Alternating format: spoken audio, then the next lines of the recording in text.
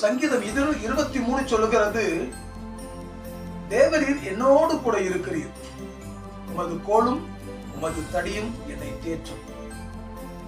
அன்பான கர்த்தருடைய பிள்ளைகளே, ஆண்டவராகிய தேவனுடைய கோலும் தடியும் நம்மை தேற்றும் என்று வேதம் சொல்லுகிறது. கோல் என்றால் என்ன? தடி என்றால் என்ன? கோல் என்பது நீளமான உயர்ந்த மரங்களுடைய தழைகளை கீழே ஆடுகளுக்கு வெட்டி போடக்கூடிய ஒரு நீளமான ஒரு கொம்பு, அதுதான் கோல். கீழே ஆகாரம் கிடைக்காத பட்சத்திலே உயரத்தில் உள்ள தலைகளையும் இலைகளையும் ஆடுகளுக்கு தீவனமாக கொடுப்பது கோலினுடைய வேலை. தடியினுடைய வேலை என்று சொன்னால் என்ன? தடி என்பது ஒரு சின்ன ஒரு கொம்பு.